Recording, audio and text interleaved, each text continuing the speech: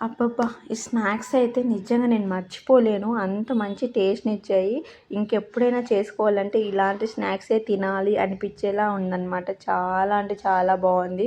నేనైతే వీటిని వరలక్ష్మి వ్రతం రోజైతే శనగల్ని నానబెట్టుకున్నాను. ఎవరు తింటారులే అని చెప్పేసి ఫ్రిడ్జ్‌లో అయితే పెట్టేసుకున్నాను అనమాట. ఈరోజైతే వీటిని చేద్దాము అనైతే బయటికి తీశాను. అయితే వీటికి ఒక స్టోరీ ఉందండి. నేను చిన్నప్పుడు హాస్టల్‌లో చదివేటప్పుడు వీటిని స్నాక్స్ కింద అయితే ఇచ్చేవాళ్ళు. నిజంగా అప్పుడు మేము వీటిని తినుకోకుండా పడేసేవాళ్ళము, టీచర్‌తో కొట్టించుకునేవాళ్ళము. చాలా తతంగాలే జరిగాయి. హాస్టల్‌లో ఉన్న అమ్మాయిలకైతే తెలిసుంటది వీటి గురించి. ఎంతమంది ఇలా చేశారో కామెంట్ చేయండి. అండ్ అప్పుడు టీచర్స్ మన గురించి ఆలోచించేవాళ్ళము. వాళ్ళు మనకు తెలీదు అప్పుడు ఏంటి వీటి గురించి ఎలా ఉంటది, తింటే హెల్త్ బెనిఫిట్ ఏంటి అని చెప్పేసి. అయితే ఇప్పుడు అర్థమవుతుంది వీటి వాల్యూ ఏంటో అని చెప్పి పిల్లలు పుట్టాక.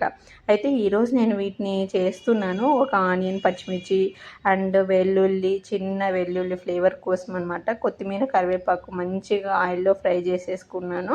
చాలా మంచిగా దీంట్లో కొంచెం పసుపు, ఉప్పు అయితే వేసేసుకున్నాను అనమాట ఫ్లేవర్ కోసము. అయితే ఉడికించిన శనగల్లో అటు ఇటు మంచిగా మిక్స్ అయితే చేసేసుకున్నాను. మంచిగా కలపాలి ఆ ఫ్లేవర్ అందులో దిగేంత వరకు. అప్పుడు చూడండి ఒక ఆనియన్, పచ్చిమిర్చి వేసుకొని తింటుంటే అసలు అబ్బా! వేరే లెవెల్ అండి. ఆ టేస్టే వేరు. నాకు చాలా అంటే చాలా బాగా అనిపించింది. వీడియోని అయితే లైక్ చేసి సబ్స్క్రైబ్ చేసుకోండి, షేర్ చేయండి, కామెంట్ చేయండి. బాయ్.